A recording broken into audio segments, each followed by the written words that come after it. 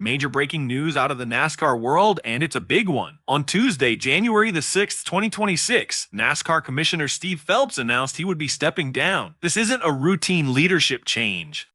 It marks the close of a turbulent and highly controversial chapter in NASCAR history. Ryan Blaney has raced his way into the championship. It's a great day for Kyle Larson. 7th career victory. The boy takes the chocolate. Applause. Let's break down how we got here. Steph Phelps spent 2 decades at NASCAR, climbing from vice president of corporate marketing in 2005 to becoming the sport's first ever commissioner in March 2025. The commissioner role itself was newly created, designed to give Phelps broader authority over NASCAR's operations.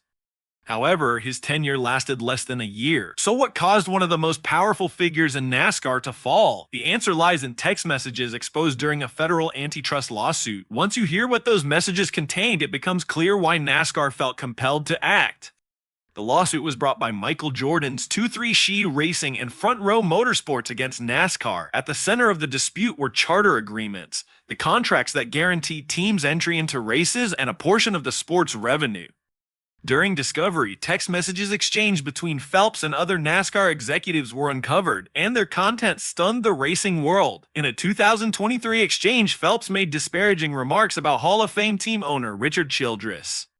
To put this in perspective, Childress built his organization from the ground up, gave Dale Earnhardt his opportunity, and won 6 Cup Series championships as an owner. Yet Phelps referred to him as a stupid redneck who needed to be taken out back and flogged. Let that sink in.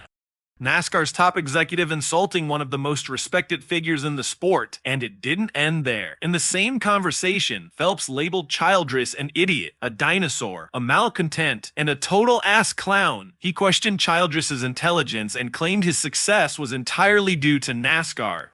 These weren't private venting sessions. These messages were shared with other executives during active charter negotiations. It revealed how NASCAR leadership spoke about the very people who helped build the sport. When the text became public in late November 2025, backlash was swift and intense. Johnny Morris, founder of Base Pro Shops and a major sponsor of Richard Childress Racing, penned a blistering letter calling for Phelps's removal. Maury posed a pointed comparison. What would happen if the MLB commissioner publicly insulted icons like Willie Mays, Hank Aaron, or Babe Ruth? Would fans tolerate it? Would that commissioner remain employed? The answer was obvious. When Phelps later testified in court, observers said he left the courtroom visibly shaken, jaw tight, face flushed, avoiding eye contact with everyone, including his fiancée. Phelps admitted the messages were sent out of frustration and said he had apologized to Childress before they became public. But by then, the damage had already been done. Notably, NASCAR settled the lawsuit with 2-3 She Racing and Front Row Motorsports just 1 day after Morris's letter surfaced, and only 2 days after Phelps's testimony. Coincidence or consequence? That's for you to decide.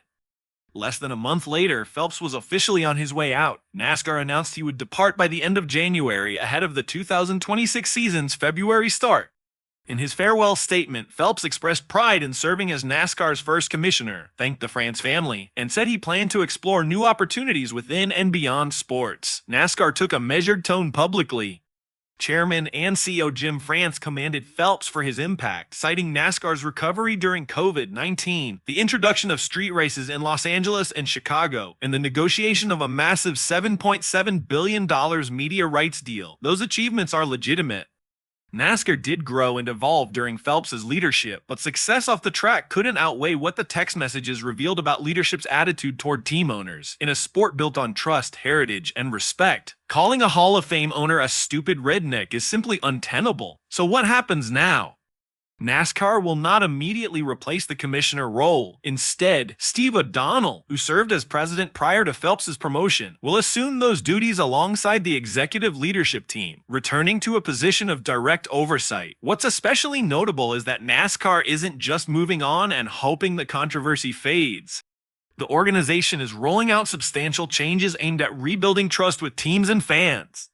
Starting in 2026, horsepower at short tracks will increase to 750, up from 670. Tracks including Bristol, Darlington, Dover, Nashville Superspeedway, and Worldwide Technology Raceway will use a short track package with a smaller rear spoiler, a welcome move for fans frustrated with lackluster racing. Safety is also being addressed. NASCAR will require post flaps on all cars at every track. These devices, introduced at Daytona and Talladega, help prevent cars from flipping during sideways spins, a safety upgrade that fans widely support. The schedule is evolving as well. Homestead Miami Speedway will once again host the season finale for all three National Series, restoring a tradition that ended when Phoenix Raceway took over in 2020. While the Chicago Street Race will not return, NASCAR is adding a new street race at Naval Base Coronado near San Diego. North Wilkesboro Speedway will also host a regular season points race for the first time since 1996. To invest in the future, NASCAR is lowering age limits. 17-year-olds can now compete in the O'Reilly Auto Parts Series on road courses and short tracks, while the Craftsman Truck Series drops its minimum age to 16 under similar conditions. Perhaps most importantly, as part of the settlement, NASCAR agreed to make team charters permanent. These evergreen charters no longer expire, giving teams long-term security comparable to franchises in other major sports, exactly what owners have long demanded. So what does all of this add up to? It suggests as NASCAR is finally listening. After years of strained relationships, a damaging lawsuit, and revelations about internal attitudes, the sport is taking meaningful steps forward. Steve Phelps' resignation wasn't just justified, it was necessary. Not only because of his remarks about Richard Childress, but because they exposed a deeper disconnect from the values that make NASCAR what it is. What's your take on Phelps stepping down? Was it the right decision? And what should NASCAR do next to fully regain the trust of fans and teams? Share your thoughts below. We're in trouble. We need better race cars. End of story. When Richard Childress keyed the radio after Kyle Busch finished 11th at Dover, there was no spin and no excuses. He didn't point fingers at strategy or luck. He went straight to the heart of the issue.